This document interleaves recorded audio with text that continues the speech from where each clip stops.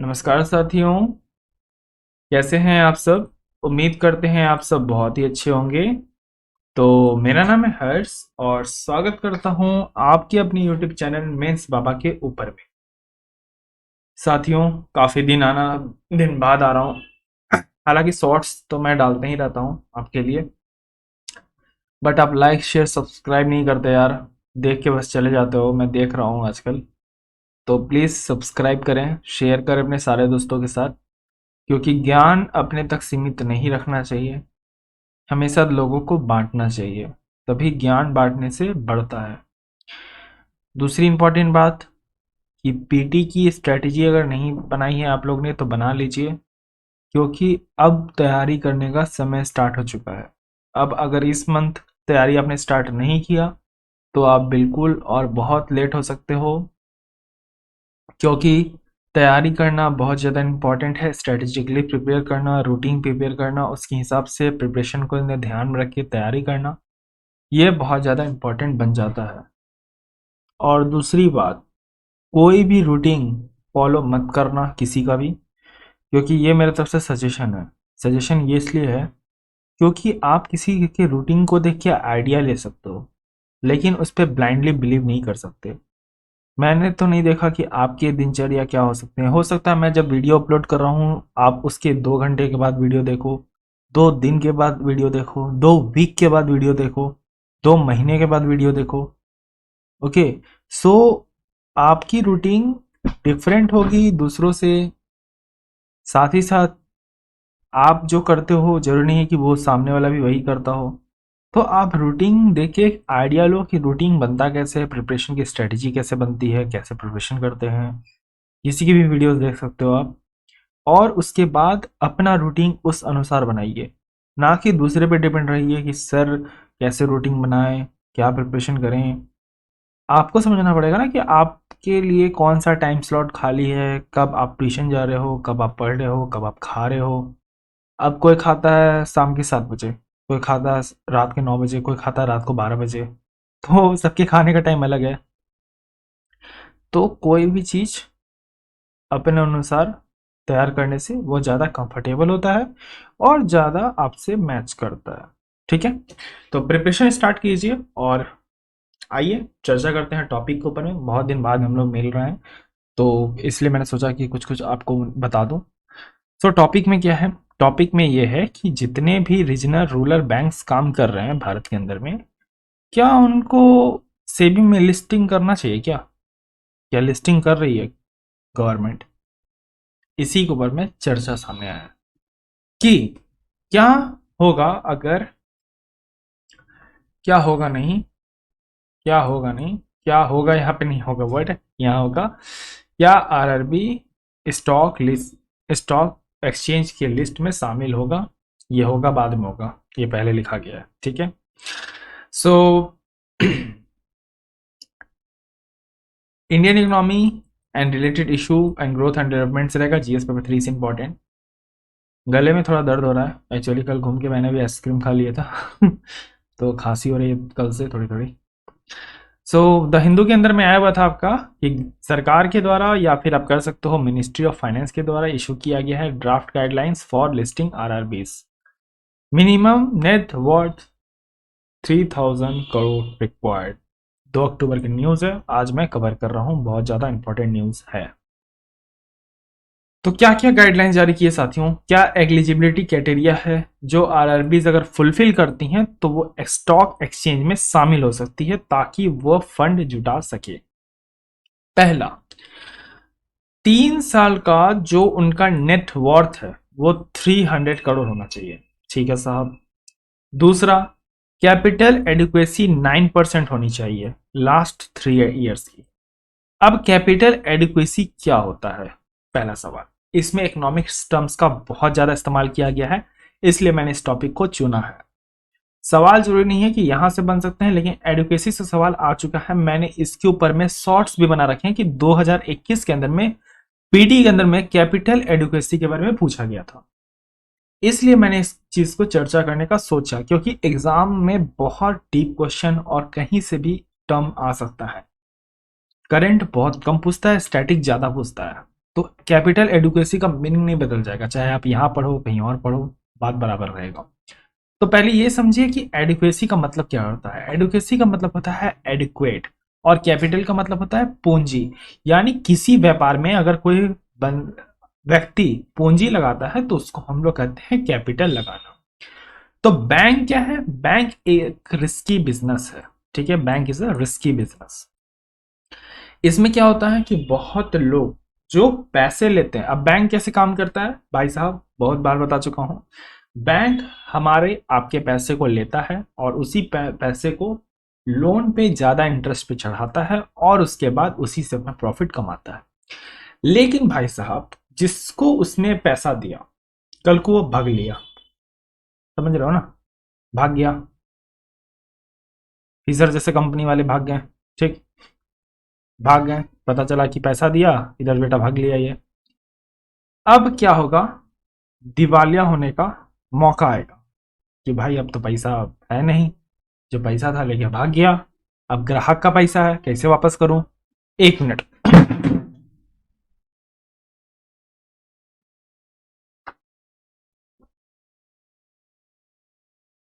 ठीक है, एक्चुअली हवा चल रही है ना, तो उधर से गेट का आवाज आता है। हाँ, तो भाग लिया। अब बात करते हैं यहाँ पे क्या चल रहा है। हाँ, एडुकेसी का। तो भाग लिया, अब क्या करना है साहब? इसलिए आरबीआई कहता है, सुनो भाई, उस केस में ना, जो तुम पूरे बर्बाद हो जाओगे ना, उस केस में 9% का तुमको अपने कैपिटल में से क्या करना है, एक तरह का रिजर्वेशन बनाना है, ताकि तुम पूरे तरीके से बर्बाद ना हो, पैसा दे सको, बैंक तुम्हारी चलने की अवस्था में रहे। इसलिए 9% का एडुकेसी मेंटेन करना है। इसका फॉर्मूला होता है, फॉर्मूला नहीं लाया हूं, आप जाके सर्च कर सकते हैं गूगल पे, कैपिटल एडुकेसी रेशियो। उतना डीप नहीं आएगा, लेकिन जानना ये जरूरी है कि आरबीआई कैपिटल एडुकेसी के ऊपर में क्या बोलता है, जो मैंने बता दिया। दूसरी बात क्या रिक्वायरमेंट है सर? दूसरी बात है कि ऑपरेटिंग प्रॉफिट। अब ऑपरेटिंग प्रॉफिट क्या होता है कि जैसे आप कोई भी सामान बेचते हो तो उसके बीच में खर्चा पानी जो होता है, उसको बोलते हैं साथियों, उस खर्चा नहीं, सॉरी, एक तरह से इनकम होता है, उसको हम बोलते हैं ऑपरेटिंग प्रॉफिट। यानी कुछ भी ऑपरेशन से जो आपका प्रॉफिट निकल के आया, उसको बोलते हैं ऑपरेटिंग प्रॉफिट, जो 15 करोड़ होना चाहिए मिनिमम 3 साल का। अब 3 साल का यानी प्रीसीडिंग 5 ईयर्स। अब इस चीज को समझो, जैसे 2000 मैं ले लेता हूं 19, ठीक है, 19, 20, 21, 22, यहाँ लोगो दिख रहा होगा ना, 22 और 23, कितने हो गए? 1 2 3 4 5, 5 साल हो गए। अब मान के चलो 19 में अच्छा परफॉर्म किया, 20 में नहीं किया, 21 में अच्छा किया, 22 में अच्छा किया, 23 में अच्छा नहीं किया, तो किसी भी 3 साल का ले सकते हो आप 5 साल के अंदर में। लेकिन साहब, जो आप 5 साल लोगे ना, वो प्रीसीडिंग ईयर्स होना चाहिए, मतलब लगातार होना चाहिए। ये नहीं कि भाई बीच में 19 को उड़ा दिया, 18 से ले लिया, ऐसा नहीं करना है आपको। लेना है तो 18 से फिर आप 22 का लो, लेना है तो 19 से 23 का लो, एक स्लॉट लेना है, उसके अंदर भी 3 साल कोई भी ले सकते हो, उसमें आगे पीछे हो सकता है। 2 साल का कंसेक्यूटिव ईयर ले लो, या फिर क्या करो, 1 ईयर का गैप देके ले लो। वो आपके संस्था पे डिपेंड करता है कि आप उस समय किस समय आपका बैलेंस शीट में अच्छा परफॉर्मेंस दिख रहा था। उसके बाद कंपनी का किसी भी तरह का, यानी बैंक का, सॉरी कंपनी बोलता हूं, आरआरबी का कोई भी तरह का एक्यूमुलेट लॉस नहीं होना चाहिए। एक्यूमुलेटेड लॉस मतलब कोई भी ऐसा लॉस जो प्रीवियस ईयर से चलता आ रहा है और जो उसमें इन्वेस्टेड पार्टनर से उनके बीच में अगर नहीं बटा है, तो उस तरह के लॉसेस को हम लोग, उस तरह के नुकसान को एक्यूमुलेटेड लॉस कहते हैं। 10 बताओ, दूसरी बात, 10% का क्या होना चाहिए? रिटर्न होना चाहिए इक्विटी के ऊपर में। यानी जितना भी इक्विटी है आपके कंपनी का, बैलेंस शीट आप देखते हो ना, तो उसमें जो शेयर होल्डर का टॉप में जो डिसीजंस लेते हैं, मेजर डिसीजंस, उन लोग का शेयर इक्विटी में होता है।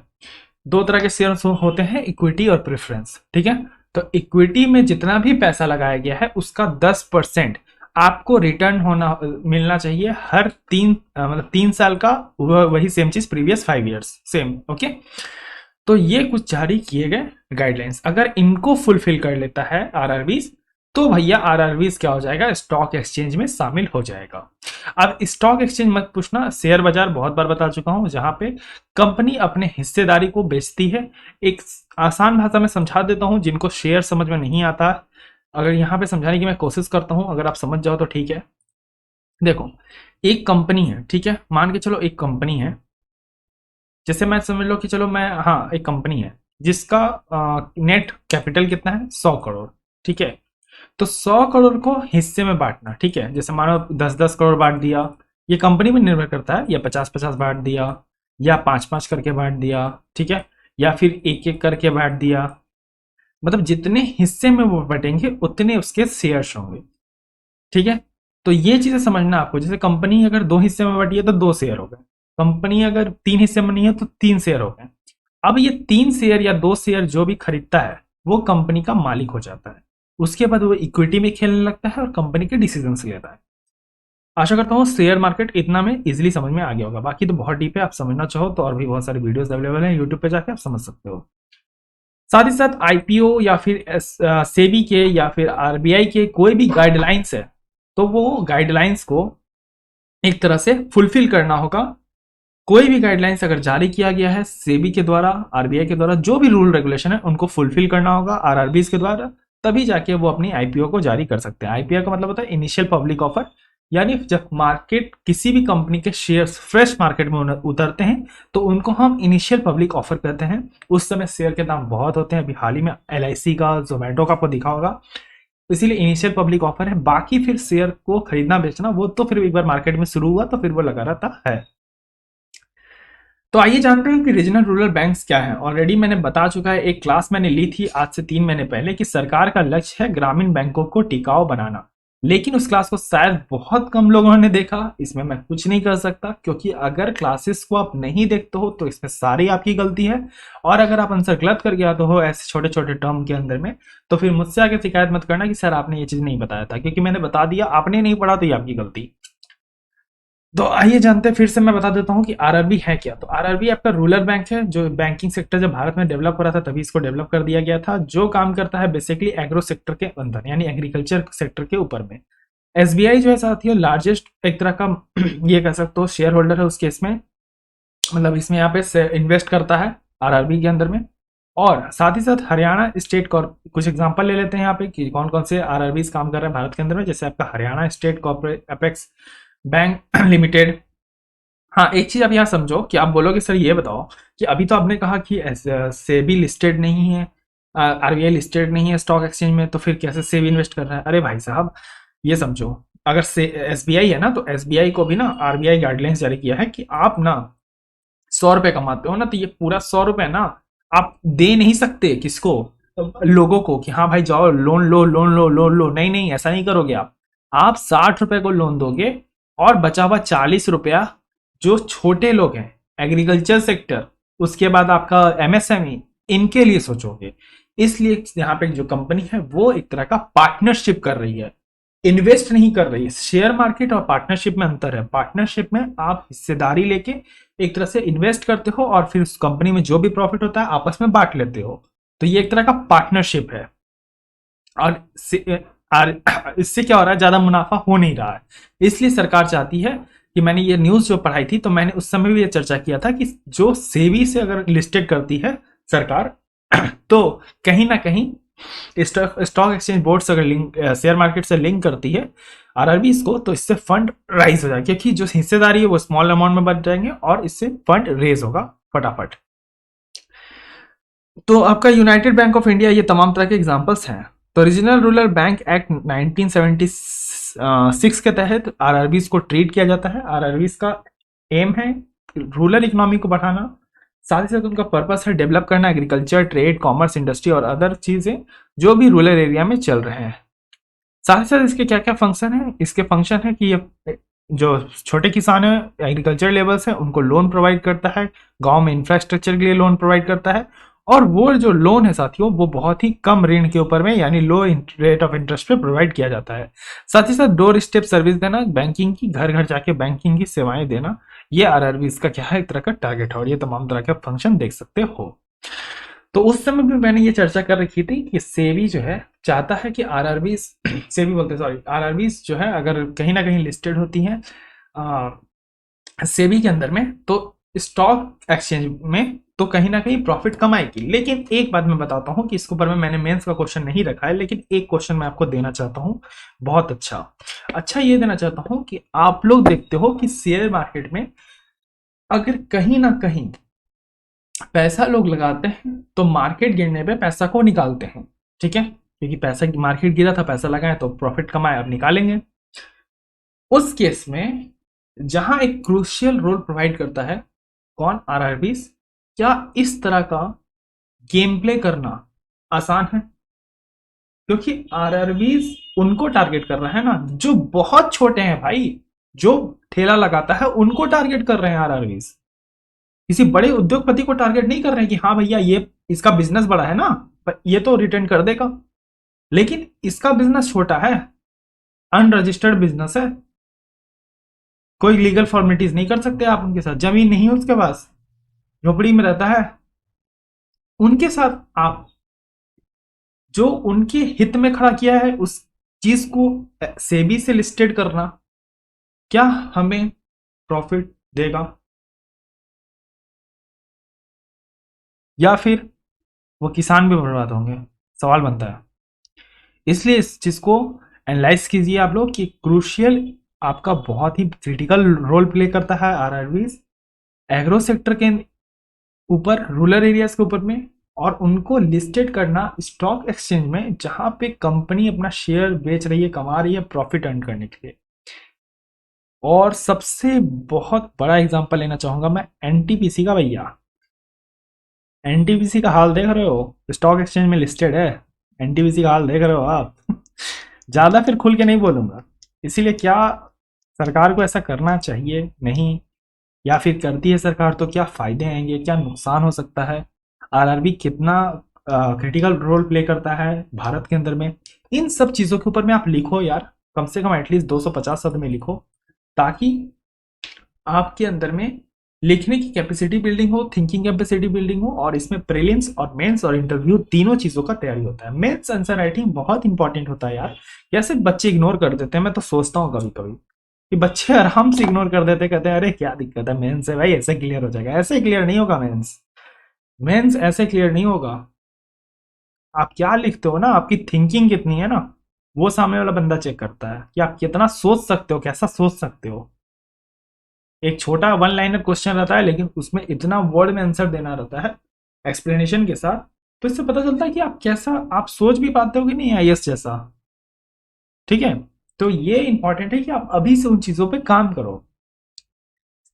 तो आशा करता हूँ चीजें समझ में आ गई होगी कि आरआरबी हो सकता है कि अगर ये सारे क्राइटेरिया को फुलफिल कर दे तो कहीं ना कहीं साथियों क्या हो जाए, लिस्टेड हो जाए आपका सेबी के अंदर में, सॉरी स्टॉक एक्सचेंज के अंदर में। ठीक है, आशा करता हूँ चीजें समझ में आ गई होगी। अगर आ गई तो वीडियो को लाइक और चैनल को सब्सक्राइब कर दीजिएगा, नहीं तो महापाप लगेगा। और शेयर भी जरूर कीजिएगा, कसम से बता रहा हूँ।